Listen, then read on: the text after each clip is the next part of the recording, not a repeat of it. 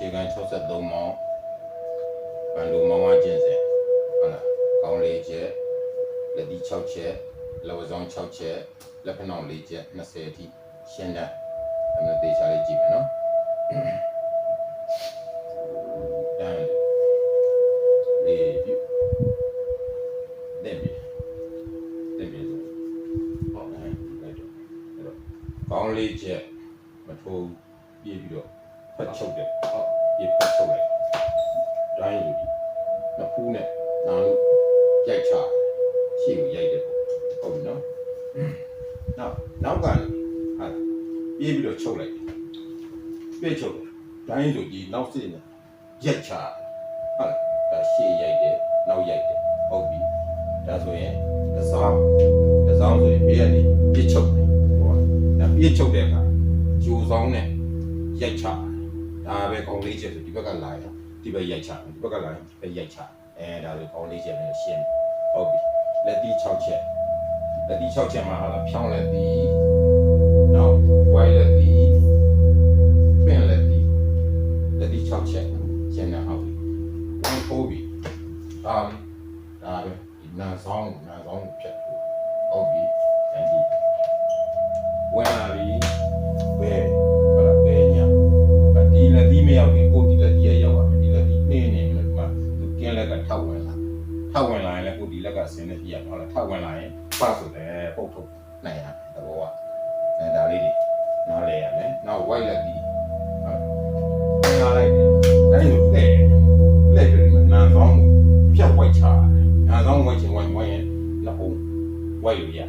ဒါ white လက်တီကကိုတန်တဲ့နေရာပေါ့နားဆောင်ဆိုရင်နားဆောင်ဟုတ်လားအပေါ်သွားရင်အပေါ်ဒါ white လက်တီဒီလက်တီလမ်းကြောင်းကိုလောလှည့်ရမယ်ခဏဟုတ်ပြီဝင်လာတယ်ညာ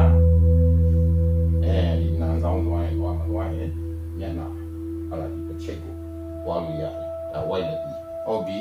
ပင်လက်တီမှာမင်းတို့ရက်ပြီးတော့ကြံ့ထားတယ်ဒါပေမဲ့ရန်သူဝင်လာရင်ရက်ပို့လို့မရဘူးရက်ပို့ရင်ဒီကိုထိတယ်သဘောဟုတ်လားဝင်လာလိုက်တယ်ရက်ပို့ရင်ဒီမှာကုလက်တီကထိမှာဟိုကပင်တယ်ရက်ပင်လို့မရသူကြတော့နည်းနည်းလေးတင်းတော့မှဒီလက်တီလမ်းကြောင်းကလွတ်သွားပြီးတော့အောက်ပိုင်းပင်တယ်ဒီမေးဟုတ်ပြီနော်ညကြီးဟာဝင်လာတယ်ပါပြီးတိတ်ပြီးတော့ပင်ချပင်လက်တီထောက်ပြီးဝင်လာတယ်နောက်လေးတိတ်ပြီးတော့ပင်ချလိုက်ပင်လက်တီဒါဆိုမင်းလည်းရှင်းမယ်လက်ဝဲဆောင်6ချက်ဟာရှေ့ကိုဖြတ်ရိုက်တယ်ဟာပြီးရင်တွက်ပြီးတော့ရိုက်တယ်ပြီးရင်ဟာဘေးကိုသွားတယ်အဲ့တော့ရှေ့ကိုရိုက်တယ်လက်ဝဲဆောင်2ချက်ဟုတ်လားဝင်လာလိုက်ဟာပဲပြီးတော့နောက်ဖြတ်ရိုက်ဒီလေလမ်းကြောင်းကိုလောအောင်ဖတ်တာဟုတ်ပြီပြန်ဝင်လာတယ်ဆွဲဖတ်ပြီးတော့နောက်ဖြတ်ရိုက်ချ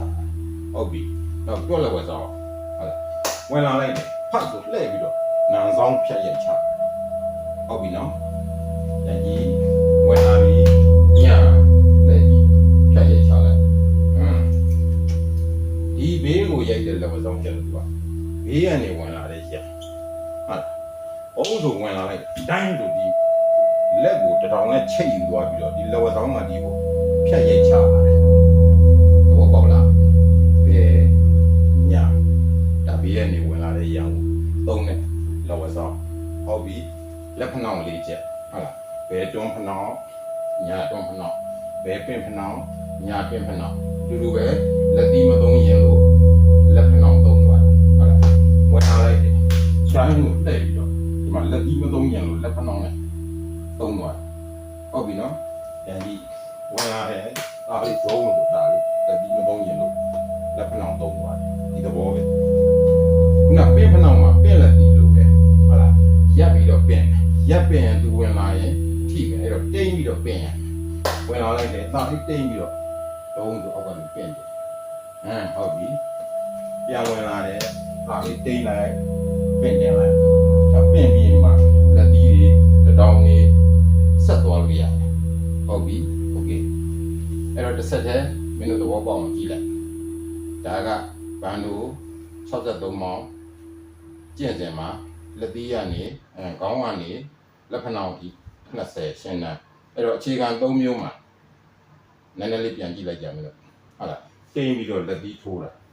ဟုတ်လားခန္ဓာလှည့်ပြီးတော့လက်ပြီးထိုးတာခန္ဓာလှည့်ပြီးတော့ထိုးတဲ့နေရာမှာကြည့်တာဝင်လာလိုက်တယ်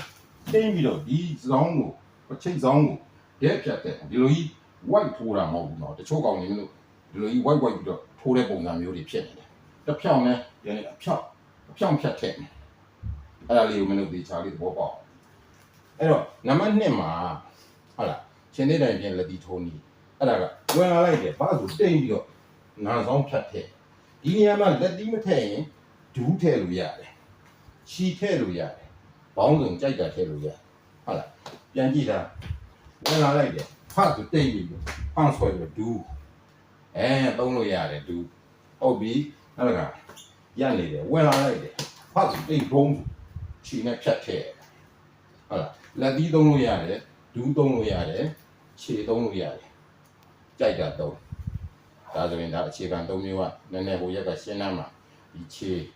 ဒူးတွဲသုံးတာကိုမင်းတို့မပါတဲ့အတွက်ဒါလေးကိုတွဲပြလိုက်တယ်နော်ဒါလို့ဆိုမင်းတို့သဘောပေါက်ဟုတ်လားကဲအားလုံးကြမ်းမှကြပါပြီနော်ကဲဒါ